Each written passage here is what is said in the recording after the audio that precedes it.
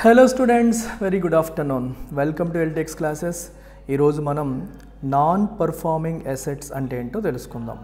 Very important and interesting concepts in banking. ఇప్పుడు non performing అసెట్స్లో మనకి మూడు పదాలు కనిపిస్తున్నాయి: నాన్ పర్ఫార్మింగ్ అండ్ అసెట్స్. ఈ మూడింటిని మూడు ముక్కలుగా విడగొట్టేస్తే మీకు చాలా ఈజీగా అర్థమైపోతుంది. ఫస్ట్ ఆఫ్ ఆల్, బ్యాంక్ పరిభాషలో మనం మాట్లాడుకునేటప్పుడు బ్యాంక్స్ ఎలా రన్ అవుతాయి ఒకసారి చూస్తే, ఫస్ట్ బ్యాంక్స్కి ఫండ్స్ ఎక్కడి నుంచి వస్తాయి? ప్రధానంగా డిపాజిట్స్. అంటే ప్రజలు వాళ్ళ దగ్గర ఉన్న ఎక్సెస్ మనీని బ్యాంకుల దగ్గర డిపాజిట్స్ రూపంలో దాచుకుంటారు. అలా కలెక్ట్ చేసిన డిపాజిట్స్ని బ్యాంక్స్ ఏం చేస్తాయి? అవసరంలో ఉన్న వాళ్ళకి లోన్స్ రూపంలో ఇస్తాయి. అయితే ఇక్కడ మనం తెలుసుకోవాల్సింది ఏంటి అంటే, ఇక్కడ డిపాజిట్స్ లోన్స్ అని మాట్లాడుతున్నాం కదా, ఈ డిపాజిట్ అనేది బ్యాంక్కి అసెటా లయబిలిటీయా? అసలు అసెట్ అంటే ఏంటి? ఆస్తి. ఆస్తి అంటే ఏంటి? ఆదాయాన్ని ఇచ్చేది. ఆదాయాన్ని ఇచ్చేది ఏంటి? లోను. ఎందుకంటే బ్యాంక్ వాడు లోన్ ఇచ్చినప్పుడు లోన్ మీద బ్యాంకుకి ఇంట్రెస్ట్ వస్తుంది. ఆ ఇంట్రెస్ట్ అనేది major source of income. Major source of income for a bank. కాబట్టి లోన్స్ని బ్యాంక్స్ అసెట్స్ అని పిలుస్తాయి. అంటే బ్యాంక్ పరిభాషలో అసెట్ అంటే మీనింగ్ ఏంటి? లోన్. బ్యాంక్ పరిభాషలో అసెట్ అంటే మీనింగ్ ఏంటి? లోన్. అదే డిపాజిట్స్ తీసుకుంటుంది కాబట్టి బ్యాంకు, ఆ డిపాజిట్లకి బ్యాంకు వడ్డీ కలిపి తిరిగిస్తుంది. It has to pay back deposits along with interest to the customer or depositor. అందుకని అంటే మనం తిరిగి ఇచ్చేయాల్సిన దాన్ని మనం ఏమంటాం? లయబిలిటీ అంటాం. మనం తిరిగి ఇచ్చేయాల్సిన దాన్ని లయబిలిటీ అంటాము. మనకి తిరిగి వచ్చేది వడ్డీతో సహా మనకు వచ్చేదాన్ని మనం అసెట్ అంటాం. సో బ్యాంక్ పరిభాషలో అసెట్ అంటే మీనింగ్ ఏంటి? లోన్. లయబిలిటీ అంటే మీనింగ్ ఏంటి? డిపాజిట్. డిపాజిట్ని లయబిలిటీ అంటాము, లోన్ని అసెట్ అంటాము అన్న విషయాన్ని మీరు ఫస్ట్ గుర్తుపెట్టుకోవాలి. అయితే నెక్స్ట్ మీరు గుర్తుపెట్టుకోవాల్సిన అంశం ఏంటంటే, ఎప్పుడైతే బ్యాంకు ఒక ఇండివిజువల్కి లోన్ లేదా దాన్ని మనం అసెట్ అంటున్నాం కదా, ఇది ఇస్తుందో బ్యాంకుకి టెన్షన్ మొదలవుతుంది. ఎందుకు? తిరిగి ఇస్తాడా ఇవ్వడా? తీసుకునేటప్పుడు కష్టాలన్నీ చెప్తారు, బాధలన్నీ చెప్తారు, కన్నీళ్ళన్నీ చెప్తారు, వస్తారు, లోన్ అప్లికేషన్ పెడతారు, అన్నీ చేస్తారు, తీసుకుంటారు. తర్వాత తిరిగి ఇచ్చేటప్పుడు మ్యూజిక్ అనేది బ్యాంకుకి స్టార్ట్ అవుతుంది. సో ఈ మ్యూజిక్ స్టార్ట్ అవుతుందని బ్యాంకుకి కూడా తెలుసు. అందుకని సక్రమంగా పేమెంట్లు వచ్చేస్తున్న అకౌంట్లని, సక్రమంగా పేమెంట్స్ రాని అకౌంట్లని సెపరేట్ చేస్తుందన్నమాట. Very interesting and important point ఇది. బ్యాంకు ఏ లోన్స్ అయితే మనం ఇచ్చిన లోన్స్ ప్రాపర్గా ప్రిన్సిపల్ ఇంట్రెస్ట్ వచ్చేసేవన్నీ కూడా, ప్రిన్సిపల్ ఇంట్రెస్ట్ ప్రాపర్గా వచ్చేసేవన్నీ ఏమంటాం మనం? We call them standard assets. వాటిని స్టాండర్డ్ అసెట్స్ అంటాం. అంటే ఇక్కడ లోను, ఈఎంఐలు అన్నీ పక్కాగా వచ్చేస్తున్నాయి అని అర్థం. అలా కాకుండా ఇబ్బంది పెడుతున్నవి ఏవైతే ఉన్నాయో వాటికి డిఫరెంట్ కేటగరైజేషన్ బ్యాంక్స్ చేస్తాయి. గుర్తుపెట్టుకోండి, నేను చాలా ఇంట్రెస్టింగ్ అండ్ ఇంపార్టెంట్ పాయింట్స్ చెప్తున్నాను ఇవి. ఫస్ట్ ఆఫ్ ఆల్, ఎస్ఎంఏ అంటే స్పెషల్ మెన్షన్ అకౌంట్. ఎన్ఎఫ్ అంటే నాన్ ఫైనాన్షియల్ అని అర్థం. Special mention account, non financial అంటే అర్థం ఏంటి? ప్రిన్సిపల్ పేమెంట్ జరిగిపోతుంది, ఇంట్రెస్ట్ పేమెంట్ కూడా జరుగుతుంది. అంటే ఈఎంఐ ప్రాపర్గా కడుతున్నాడు, కానీ ఎవరైతే మనకి కట్టాలో వాళ్ళకి కొన్ని రిస్కులు ఉన్నాయి. సో మనకి ఎవరైతే పే చేయాల్సిన వ్యక్తి ప్రస్తుతానికి డబ్బులు అయితే కట్టేస్తున్నాడు, కానీ దేర్ ఆర్ సర్టెన్ రిస్క్స్. ఆ రిస్క్ ఏంటి? ఫర్ ఎగ్జాంపుల్, ఆ కంపెనీకి, మన దగ్గర అప్పు తీసుకున్న కంపెనీకి కోర్టులో లిటిగేషన్ ఉండొచ్చు, ఓకే, కేసెస్ రన్ అవుతూ ఉండొచ్చు, లేకపోతే ఫ్యూచర్లో లాసెస్లోకి వెళ్ళొచ్చు. ఈరోజు బాగానే ఉంది కానీ ఫ్యూచర్లో లాసెస్లోకి వెళ్ళొచ్చు. ఇట్లా ఏమైనా ఉంటే అట్లాంటి దాన్ని మనం ఎస్ఎంఏ నాన్ ఫైనాన్షియల్ అని బ్యాంక్స్ కేటగరైజ్ చేస్తాయి. సో ఇక్కడ రిస్క్ ఉంది, కాకపోతే ప్రస్తుతానికి రిస్క్ లేదు. ఇమీడియట్గా అయితే పేమెంట్లు పడిపోతున్నాయి, ఈఎంఐలు పడుతున్నాయి, కానీ ఫ్యూచర్లో రిస్కులు ఉండే అవకాశం ఉంది అని ఇలా ఎస్ఎంఏ నాన్ ఫైనాన్షియల్ అని ఒక కేటగిరీ కింద డిఫైన్ చేస్తారు. Then there is second category called SMA zero. SMA zero అంటే అర్థం ఏంటి అంటే, మనకి ఏ అకౌంట్స్లోనైతే పేమెంట్ రావడం లేట్ అయ్యిందో, ఫర్ ఎగ్జాంపుల్ 1వ తారీఖు మీకు ఈఎంఐ రావాలి, 1వ తారీఖు రావాల్సిన ఈఎంఐ 1వ తారీఖు రాకుండా వాయిదా పడింది అనుకోండి, ఒక్కరోజు వాయిదా పడినా సరే అది మనకి ఎస్ఎంఏ జీరో కిందకు వస్తుంది. అది SMA 0 కిందకి వస్తుంది. అయితే ఎంతవరకు 1 నుంచి 30 డేస్ అంటే 1 to 30 డేస్ డిలే ఉంటే 1 to 30 డేస్ డిలే ఉంటే దాన్ని SMA 0 అని అంటాం. అదే SMA 1 అని నెక్స్ట్ కేటగిరీ. సో ఇక్కడ ఏంటంటే మనకి ఈ డిలే ఏదైతే ఉందో అది 31 నుంచి 60 డేస్.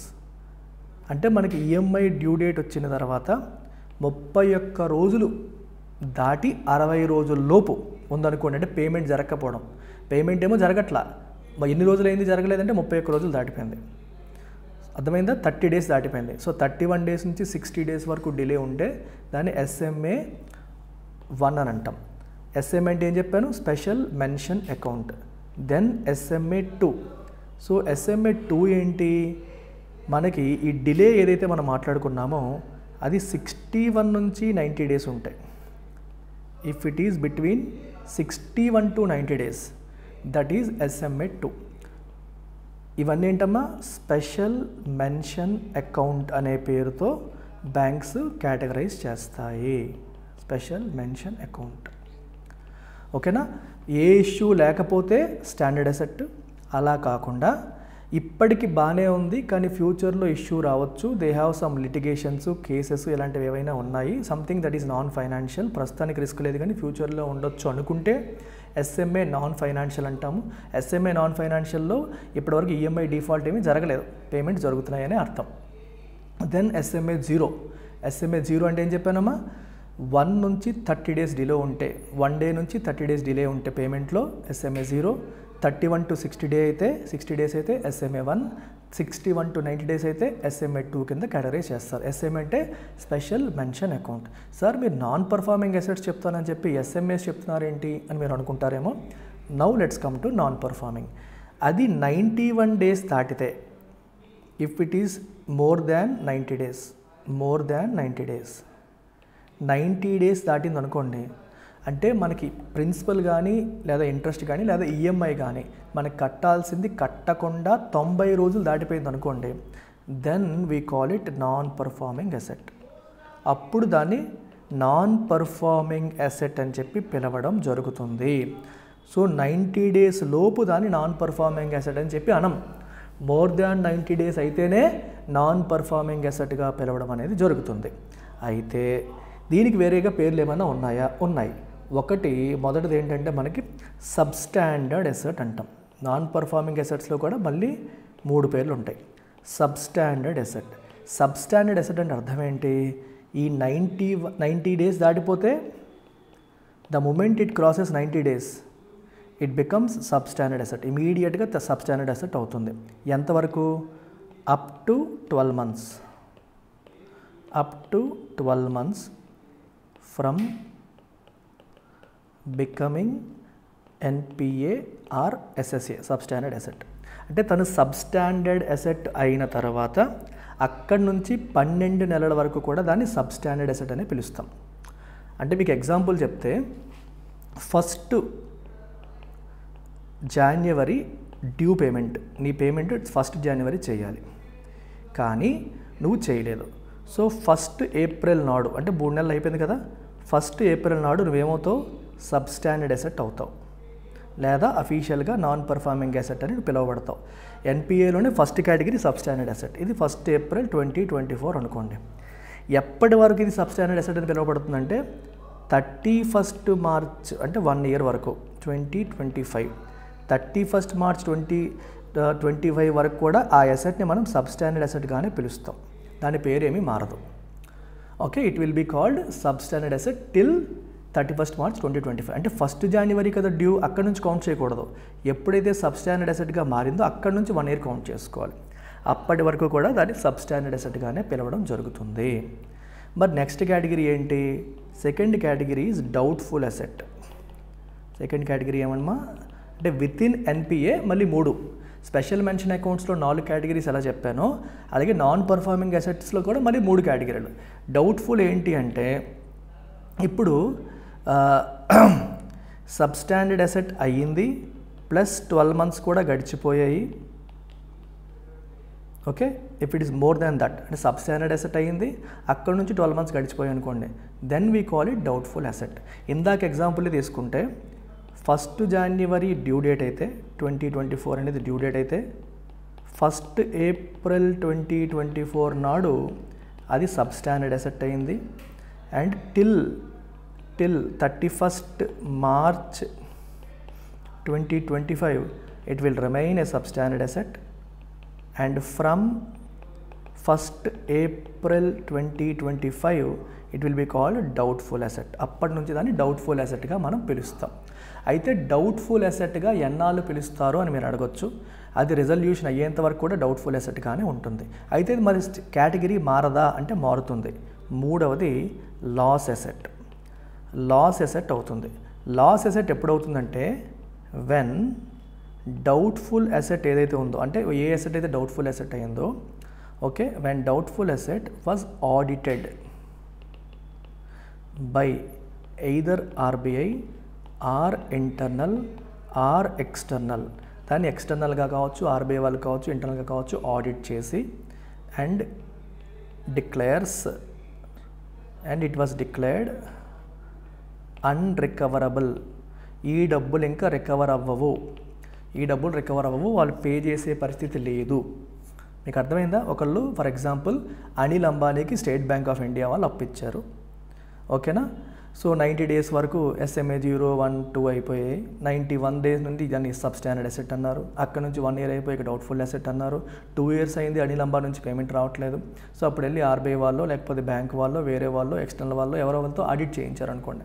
ఆడిట్ చేశాక ఈ కంపెనీ అంత డొల్లా, వీళ్ళ దగ్గర రూపాయి కూడా లేదు, ఇక్కడ నుంచి మనకి రూపాయి కూడా రాదు అని తేల్చేశారనుకోండి, రిపోర్ట్ ఇచ్చారనుకోండి, then we call it loss asset. అప్పుడు దాన్ని లాస్ అసెట్ అంటాం. Until then it is called doubtful asset. అప్పటి వరకు దాన్ని డౌట్ఫుల్ అసెట్ అని చెప్పేసి అనడం జరుగుతుంది. మరొక్కసారి రివిజన్ చేస్తున్నాను, చాలామంది కన్ఫ్యూజ్ అవుతారు, మరి రివిజన్ చేస్తున్నాను చూడండి. ఫస్ట్ది ఏంటమ్మా? SMA non financial. సెకండ్ది SMA 0. Third SMA 1. Fourth SMA 2. Then substandard asset, doubtful asset, loss asset. ఈ మూడు కూడా NPAలో కేటగిరీస్. ఇవన్నీ NPAలో కేటగిరీస్, అంటే నాన్ పర్ఫార్మింగ్ అసెట్స్లో కేటగిరీస్ కింద మనం తీసుకుంటాం, ఓకేనా. దీనికి ఏం చెప్పాను? 1 నుంచి 30 days, దీనికి 31 నుంచి 60 days, దీనికి 61 నుంచి 90 days, దీనికి 91 నుంచి ప్లస్ 365. 91 నుంచి 365 అనుకోకండి, 91 నుంచి ప్లస్ 365. అక్కడ నుంచి ఇంకొక సంవత్సరం పాటు దాన్ని అలాగే అంటాము. ఆ తర్వాత బియాండ్ దట్ TA అవుతుంది. And DA becomes LA when audit confirms non recoverability. అంటే ఇంకొక రూపాయి కూడా అక్కడ రికవర్ అవ్వదని ఆడిట్ కన్ఫర్మ్ చేస్తే అప్పుడు దాన్ని లాస్ అసెట్ కింద అంటాం అనమాట. సో ఈ మూడు NPA కేటగరైజేషన్ అడిగితే మీరు ఈ మూడే చెప్పాలి. మిమ్మల్ని ఎవరైనా NPA కేటగరైజేషన్ అడిగితే ఈ మూడే NPA. ఇది మీకు అడిషనల్ ఇన్ఫర్మేషన్. అంటే NPA అవ్వక ముందు కూడా కేటగరైజేషన్ ఉంటుందని మీకు చెప్తున్నాను. బట్ NPA అనేది 90 days దాటిన తర్వాత NPA అని అనడం అనేది జరుగుతుంది. అయితే ఇక్కడతో సరేనా కాదు, ఇంకా కొంచెం మీకు చెప్తాను. You need to understand A concept called provisioning అనే కాన్సెప్ట్ కూడా మీరు తెలుసుకోవాలి. ఎప్పుడైనా సరే ఒక లోన్, దాన్నే మనం అసెట్ అంటాం. వెన్ ఇట్ బికమ్స్ NPA లేదా non performing asset, banks are required to do provisioning చేయాలి. ప్రొవిజనింగ్ అంటే అర్థం ఏంటి? అసలు ఫస్ట్ ఆఫ్ ఆల్ NPA అయ్యిందంటే అర్థం ఏంటి?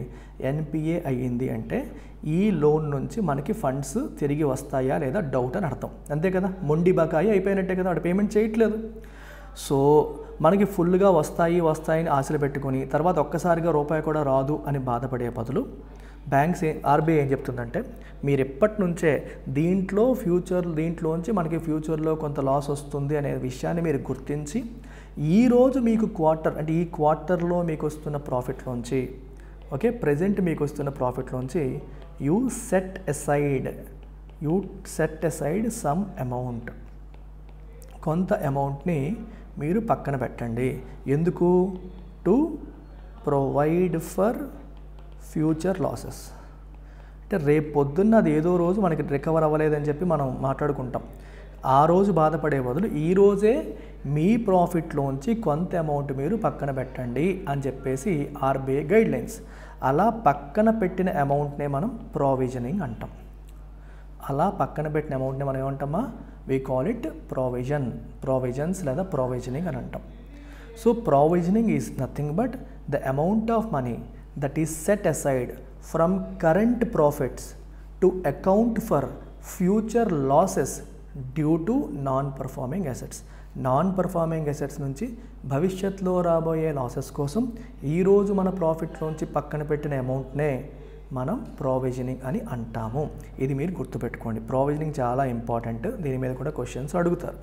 ఇప్పుడు గుర్తుపెట్టుకోవాల్సినవి ఇంకో 2 కాన్సెప్ట్స్ చెప్తాను. జిఎన్పిఏ అండ్ ఎన్ఎన్పిఏ. జిఎన్పిఏ అంటే అర్థం ఏంటి?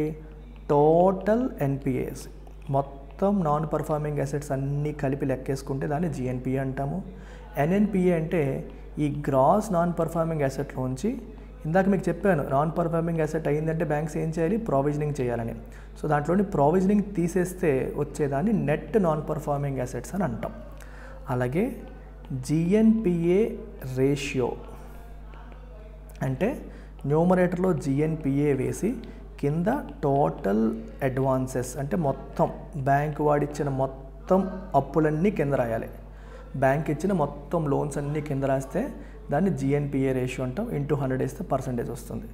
అలాగే ఎన్ఎన్పిఏ రేషియో అంటే న్యూమరేటర్లో ఎన్ఎన్పిఏ వేసి కింద టోటల్ అడ్వాన్సెస్ బ్యాంక్ ఇచ్చిన మొత్తం లోన్స్ అన్నీ కింద వేసి ఇంటూ 100 వేస్తే ఎన్ఎన్పిఏ రేషియో పర్సంటేజ్లో కావాలంటే అలా పర్సంటేజ్లో వస్తుంది.